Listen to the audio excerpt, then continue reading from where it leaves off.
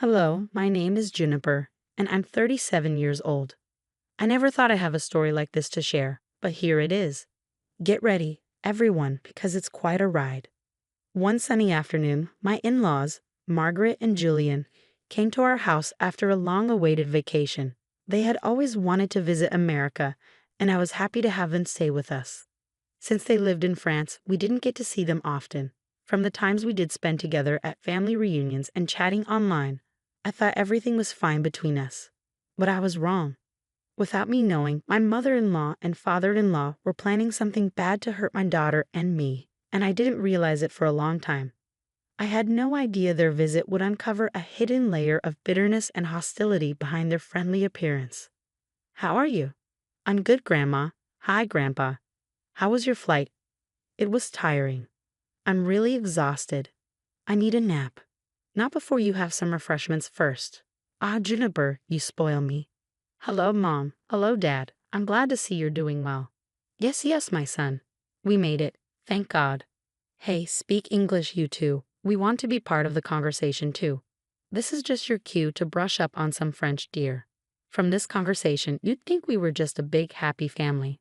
I thought so too. But what happened next will make you rethink those overly nice family members you have. You see, if it wasn't clear before, I'm married into a French family, taking on a new culture and language with my husband, Nicholas. While I hadn't become fluent in French, I knew enough to sense when something was wrong. Margaret and Julian always acted warm and loving when Nicholas was around, hiding their true feelings about me and my daughter, Ashley. I began to see their true colors when my husband went to work. As a housewife, I spent most of my days at home, taking care of our household and family. With my in-laws visiting, I made sure to be home so we could catch up. Ashley had just finished her freshman year of university and was home for the summer, so she and I finally had time to spend with our relatives. I hoped for a joyful and harmonious time together, filled with games, laughter, and truly getting to know each other better. At first, everything seemed fine, but as the days went by, I noticed a strange pattern. My in-laws started speaking exclusively in French, deliberately excluding Ashley and me. We tried to be polite and didn't say anything out of respect. One day, Ashley asked, "Mom, why are they always talking in French now?" "Oh, sweetheart, it's okay. That's the language they're most comfortable with, so we need to be understanding." "I get that, but it's happening all the time now. I thought we'd get to hang out with them and have a great time together." "We will, sweetie, we will. Let's just give them time to adjust to America. It must be a lot for them to handle, okay? It'll get better. I know it will." So Ashley and I dismissed it as just a harmless quirk. But as days turned into weeks and their conversations grew harsh whenever I entered the room, my suspicions deepened. It became clear they were intentionally isolating us, keeping secrets within their private French exchanges. Ashley grew more and more curious about their behavior, feeling hurt because she really wanted to connect with her cool French grandparents, but they were making it very difficult. In an attempt to bring us closer together and bridge the gap that was forming, one day I proposed we play a game. The rules are simple. We'll go around telling each other two truths and one lie, and the rest of us will guess which one is the lie. Oh, that sounds fun, and it would be a good way to get to know each other. To our surprise, both Margaret and Julian didn't seem excited about the game. They looked bored and slightly irritated, sensing their discomfort and trying to be a good host. I decided to scrap the idea and ask them what they would like to do instead. "I would like to drink some tea and chat with my husband." "Oh, okay. Is it okay if Mom and I join?" "No." His outburst shocked us, but he quickly recovered. "I mean, no, my dear. We just would like to enjoy a quiet afternoon." "Okay, we understand. We're older, and these kinds of games may not be our thing. But you two never talk to us. You're always speaking in French. How dare you talk to us like this? So disrespectful. Were you raised on a farm? How dare you speak to my daughter this way? She's just a kid. She wants to hang out with you guys, but you're making it difficult. How can you say something so mean?" "Whatever. Let's go, Julian." Julian and Margaret stood up from the table, speaking loudly in French, not bothering to hide their words. I couldn't understand exactly what they were saying, but from their tone and body language, it was clear they were talking about us. And it wasn't nice. I felt too embarrassed to tell Nicholas when he came home that evening. I was afraid he would notice the tension at dinner. To our surprise, both Margaret and Julian were suddenly very nice to us, as if nothing had happened earlier. We were chatting as if we were one big happy family, but Ashley and I couldn't shake off the feeling that something wasn't right.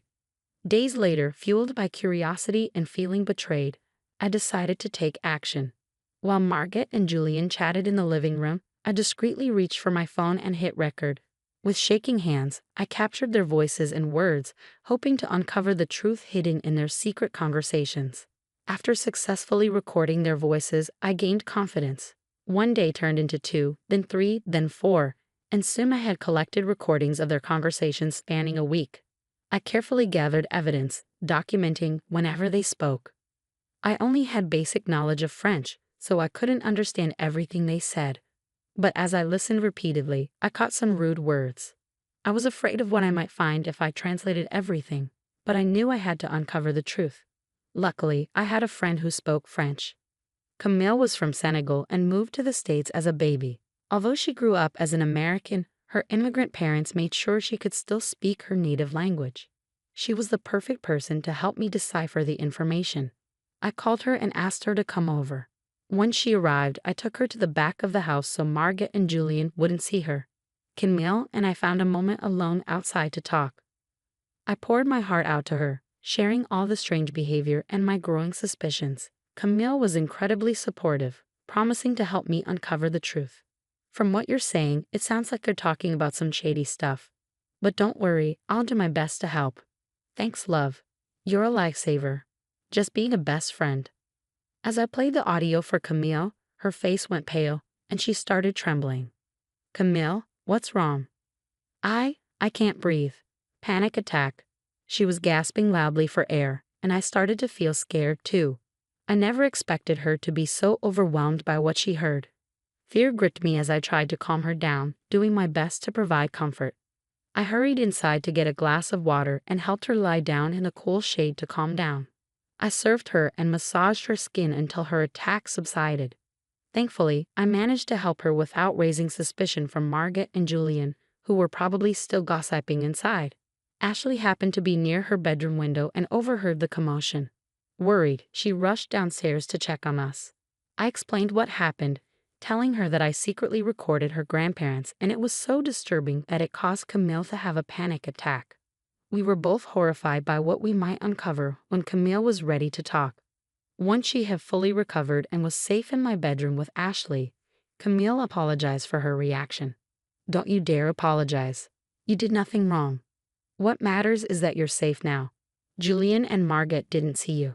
They're outside in the front lawn, so Ashley and I managed to bring you upstairs. You really scared us, Camille, but I'm relieved you're okay. I probably should have warned you about my panic and anxiety attacks, but I wasn't expecting to hear such awful information. Tell us, Camille, what were they saying? Camille took a deep breath and a sip of water before relaying what she heard on the recordings. Juniper, Ashley, there's no easy way to say this. It seems Margaret and Julian want to. They want to sell Ashley on the black market to some really awful people. Both Ashley's and my jaws dropped. We were shocked. What on earth? That's not all. They said they wanted to sell you to Juniper. They planned to fake your deaths in a car accident and make it look like your body's burned up in flames so there's no evidence. They thought they'd make a lot of money from Ashley because she's young. I feel sick. They were so cold and heartless about everything, you guys. Like I didn't care at all that they were going to sell you to such twisted people. That's why I had a panic attack. I'd never heard someone talk so openly about such a terrible crime. You can take a break if you need to, both of you. It's a lot to handle. Why are you crying? Aren't you sick, Mom? Of course I am, but right now, I'm just angry. They threatened to hurt you, Ashley, and for that, I will never forgive them.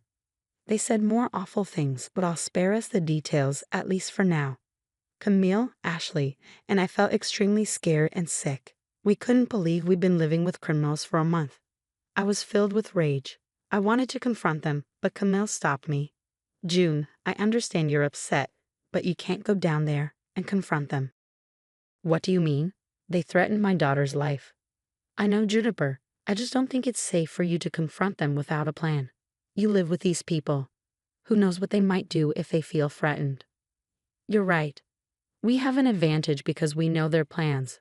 We can't lose that. So what's the plan? We're getting out of here. What? Yes. Pack your essentials and lock your door, just in case. I'll do the same. Camille, help Ashley while I call Nicholas. Okay, we'll be back when we're ready. Once they left the room, I couldn't hold back my tears. I felt so overwhelmed by everything I had heard, but I was relieved to know the truth, even if it was painful. I called Nicholas and told him everything. I explained how his parents had been treating us, the rude outburst towards Ashley, and the recordings with Camille's translations. I'm sure you'll understand what they mean. Camille didn't give all the details, but enough to know we're not safe here. I'm taking Ashley to Camille's house after I finish packing, but I had to tell you everything. I know it's a lot to take in. Yeah, that's a lot. I'm sorry I didn't tell you sooner about the other stuff. I thought I could handle it. I didn't want to upset you. Let me listen to the audio, okay? I'll get back to you. We ended the call, and I continued packing, keeping an eye on the window to see if Margaret and Julian were still outside. When I finished packing, Camille and Ashley returned to my room. Just then, I received a call from Nicholas. He sounded extremely upset. Who wouldn't be after finding out their parents were criminals? He said we needed to leave immediately and that he'd meet us at Camille's place. We quietly got into the car parked in the garage and drove off.